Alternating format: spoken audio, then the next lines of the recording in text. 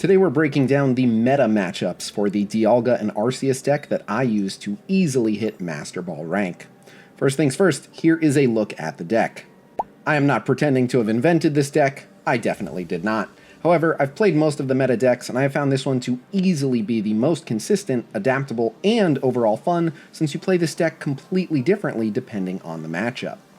I think of this deck as the 2000 IQ deck because the playstyle for this deck literally changes match to match, except when you face 12 Darkrai Giratina players in a row, of course. But most decks in Pokemon Pocket are fairly straightforward. Charizard EX wants to load up Charizard and then unleash him for the win, Gyarados EX wants to load up Gyarados and then unleash him for the win, etc. This deck, however, literally has rotating carries. Some matches you want to power up Arceus, others you want to use Dialga to win, and for some matchups, the singular Mew in this deck is literally the star player. Some matchups are won by throwing together as much offense as you can, as quickly as you can. Others are won by tanking, stalling, and absorbing damage for as long as you can. Running just one copy of Dawn, Red, Sabrina, and Cyrus is often enough to swing an entire match in a single surprise maneuver.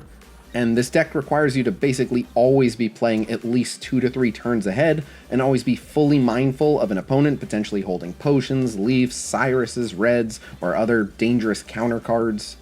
However, if you're up for the challenge of having to adapt to different matchups constantly, this deck is worth the trouble as it can easily take on any meta deck with favorable matchups into most of them. Speaking of which, let's take a quick look at the matchups. Alright, so I've got some notes here, and be mindful that these are not official statistics. This has been my experience as I climbed to Master Ball and pushed a little bit into Master Ball. I have basically repeated a lot of the same meta matchups, and so this has been my experience, and so these are my approximations. Having said that, we're starting off with the Charizard EX matchup, and this one is basically a free win, and Mew basically does all of the work late game. So essentially, you just need to get one KO early on, and then have Mew on the bench with 2 energy, and your opponent can never use Charizard. As long as they haven't gotten any points, as soon as they bring Charizard in to get any KOs whatsoever, you'll just respond by putting Mew in and firing the Charizard ability back at them, instantly getting 2 more points and taking the win. And because Moltres just likes to sit there handing out energy, it's pretty easy to chip away at Moltres and take it out, or force them to switch in a Charmander or a Charmeleon early and take that out with Arceus. But yeah, this is a very, very easy matchup. Another really favorable matchup is the Mewtwo EX and Giratina EX matchup, and it's because it takes a long time to spin up, and unlike the Darkrai variant, you have to skip a bunch of turns without dealing any damage. So as long as you can get your deck online and start chipping away, you can take out Giratina with 130 damage. You only need to have hit it once with something else, or just have a red and you can even one-shot it with Arceus. And not only that, but Mew is really, really good into Mewtwo, same as with the other matchup. If you have 2 energy on Mew, as soon as they bring Mewtwo in, you just use Mewtwo's own ability and delete it. So yeah, this is a pretty free win.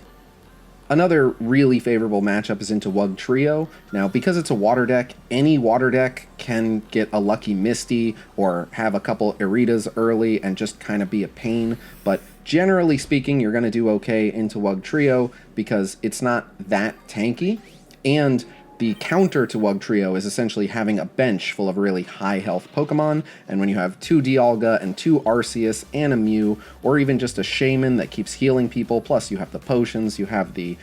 giant cape, you have so many ways to keep Pokemon above the 50 HP breakpoints, and of course they're usually not able to get Wugtrio fully online right away, so you can already be pressuring them, and then you can always just switch Mew in and use the Wugtrio ability against them, which will almost always take out a Manaphy if they have one on the bench, which they usually do, but otherwise, yeah, again, it's usually pretty devastating. So although it's not as sure of a win as the others, it's still a pretty reliable win against this deck. Now we're getting into the slightly favorable matchups, starting with the Dialga EX and Bastiodon deck, which I actually quite like this deck. It's really, really defensive, and so it does give you often a lot of time to get a lot of energy distributed to your team. But Bastiodon is just a wild card in the sense that if you don't have good coin flip RNG, Bastiodon can take out your entire team just by absorbing tons of damage from literally any attack you can throw at it. If you're going to hit it for less than 100 damage, you might just end up doing nothing. So it can be a real pain. But because you usually have enough time to build up a bunch of energy yourself, you can usually get through, and if you assume maybe half of your attacks actually get through in full, you can usually bring it down, but Bastiodon only being worth 1 point by itself also can make it a little tricky, but generally you should win more than you lose. Next up is Beedrill EX, usually found with Exeggutor EX, and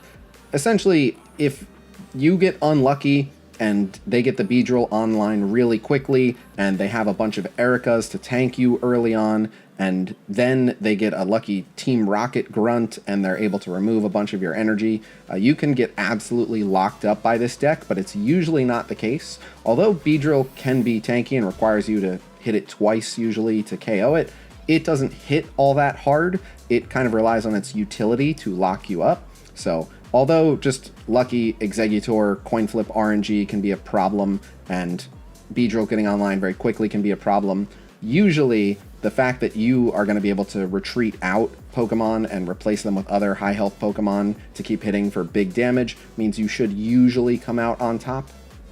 Next, we're looking at the Arceus EX and Carnivine matchup, and this seems to be the primary Arceus deck that most people are playing in Ranked, and this has a lot to do with whether your opponent actually gets one or both Carnivine pretty early on, and that's because Carnivine can immediately start doing a ton of damage if they have Arceus, and then after literally spending 1 energy on Carnivine, they can just load up Arceus, and they can throw 2 Carnivine at you, and even if you take them both out, you still haven't actually eliminated them because you only have 2 points and you need 3, so this deck can be a problem if they get what they need, but because you can one-shot the Carnivine even with a Dialga without needing to sub in an Arceus, you are gonna win a bit more than you lose, but yeah, it really comes down to who gets the cards they need early on in this matchup. Next, we're looking at the new Pikachu EX, and this deck can be dangerous because it ramps up very quickly, especially if they have a Dawn. You can see Pikachu EX firing off 150 damage really early into this match, which can of course be devastating. But generally speaking, because both Arceus and Mew can essentially one-shot Pikachu EX, you usually have a pretty good insurance policy, and so you're mainly just dealing with the other Pokemon in this deck, and so I'm going to say more often than not, I was able to come out on top, but yeah, if your opponent can get ramped up really quickly, it can be dangerous. Next, we're going to look at the classic Darkrai EX and Weavile EX, and this really is just a damage race. It tends to be very decided by card draw RNG and just who can actually put together more damage more quickly. However, the one advantage that you have in this matchup, which is why you're going to win a bit more than you're going to lose into this deck, or at least that's been my experience, is because of all the defensive tools. For example, if your opponent starts by putting an energy on Darkrai to do 20 damage to set up a Weavile EX the following turn, if you have a potion, you can just heal it away, and then they have to choose to either put another energy on Darkrai or to put energy on the Weavile. But if they put it on the Weavile, then they're hitting into a full health Pokemon and not doing as much damage, so you can kind of slow them down a little bit if you get your defensive tools, but at the end of the day, they're going to try to blow you up very quickly, and you're either going to have what you need to respond or not, and more often you will have what you need, but certainly not always. Now we're going to talk about everybody's favorite Giratina EX and Darkrai EX, aka the Darktina deck, and especially today, I was playing a little bit earlier, and I feel like almost everyone that I played against was using this deck, and I do think that this is a slightly favorable matchup, but it is pretty close to 50-50. The fact that I have a positive win rate and I'm mostly facing this deck is where I'm presuming that I'm winning slightly more than I'm losing, but a lot of times it does feel like a coin flip. If they're a turn late with getting the Giratina on the field, that's usually enough for you to win. If they aren't able to draw their Rocky Helmets early enough, that's usually enough for you to win. If you get a red early, you can just blow one of them up, and that's usually enough to get you a win. But this is a very fairly even matchup, but it's fine if you're going to mostly go even with the deck you're seeing the most and then have favorable matchups into majority of the other decks, then of course you are going to climb. And like I said, I do feel like I win ever so slightly more than I lose into this deck, but it's not uncommon to lose to this deck 5 times in a row due to slightly bad RNG. But if you're able to get the Dialga online quickly and get that energy over to Arceus and then swap in and blow up a Darkrai, or chip away at a Giratina, preventing it from using its ability without immediately being return KO'd, you can usually edge out the win, but it's pretty even.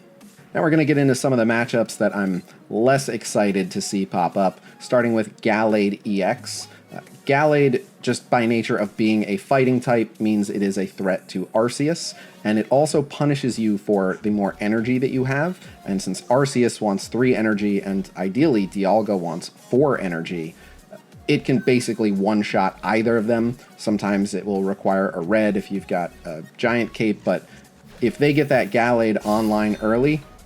it's a huge problem. So the way to win is going to be to try to get them to have to switch in Ralts or Curlia early and get some damage on it, or ideally have some chip damage dealt by a Dialga that can swap out without having had too much energy on it, allowing you to bring in Arceus and get a full-on KO. But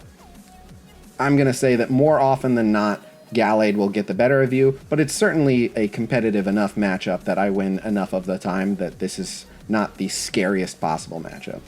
Moving on to another not particularly fun matchup, and that's going to be against the Rampardos variants. And again, there are some paths to victory against this deck, and of course there's always just probably 30 to 35% of your matchups you're just always going to win due to getting the perfect opening hand, or your opponent failing all their coin flips, or bricking really hard and just not getting anything they need. But all things being even, Rampardos typically gets the better of you, firstly because most of the Rampardos variants you have to get 3 KOs to win the match, which can of course be difficult and time consuming, and Rampardos being fighting type, it can just one-shot Arceus, which can be a huge problem, especially when it will get 2 points for doing that, and something as simple as like a Lucario or a red essentially means that there's nothing you can do to stop Rampardos from running you down. So the path to victory is usually going to be leaning into your Dialga, since anything but Rampardos will fall to 100 damage in this deck typically, and if Rampardos does get a kill, it will usually drop itself to 100 HP, which Dialga can then finish off. So it's certainly possible to win this matchup if you get one Dialga loading up another, and then you have 1 or even 2 Dialgas ready to go with a bunch of energy to swap in and out and get some kills, but only being able to use Arceus very selectively makes this matchup very difficult. And finally, we're going to look at a couple matchups that are really tough to win. The first being any of the Meowscarada variants, and that's because, for starters, the red that you have in your deck does typically nothing against a Meowscarada deck unless they happen to be running it with an EX, but also Meowscarada essentially does enough to just KO an Arceus with a red, and you can't get a return KO on it by using a red, so you have to already have dealt some damage to it. So it's just a really bad matchup. If you knew beforehand you were going to face a Meowscarada and you could swap the red for a Giovanni in that instance, it might be a little bit of an easier matchup, but at the end of the day, when you're fighting anything that uses leaf energy, they can be running Ericas, which means that it can be difficult to get early chip damage to stick, and even if you take out 2 Meowscaradas, which in and of itself is difficult to survive, you still haven't gotten enough points to actually win the match yet, so generally this is a pretty unfavorable matchup. It's certainly winnable, but you're gonna lose more than you win, or at least that's been my experience. And finally, Gyarados EX. And while I don't think that this deck is too dominant in the general scheme of things, it is a particularly bad matchup for this Dialga and Arceus deck, and it's mainly because Gyarados is just a stage 1, so it's pretty quick to get evolved, it's pretty quick to get loaded up with energy, and once it's on the field, there's nothing you can hit it with to KO it in one shot, but it can KO everything that you have in one shot, the lone exception being even if they have a red, if you have a full health Dialga with a giant cape, you can take one hit, but usually they can afford to just leave Gyarados on the bench until they've done enough chip damage with some of the other Pokemon, sometimes an Origin form Palkia, or swapping in a second Gyarados, and you just don't have the usual fallback safety method of if they have a giant nuke, you can use Mew to turn it around on them, because firing Gyarados' ability back at Gyarados is often not enough to get the win. There are instances where Gyarados will strip its own energy, and then you can use Mew and strip another of their Gyarados' energy, actually rendering it unable to use its ability, but obviously you can't count on that because it's pretty random. And of course, if Gyarados is stripping your energy, it can be a really, really bad time, so I definitely lose this matchup more often than I win.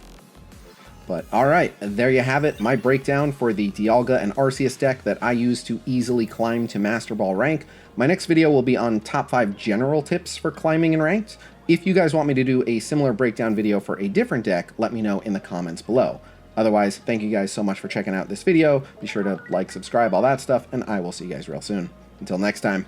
peace!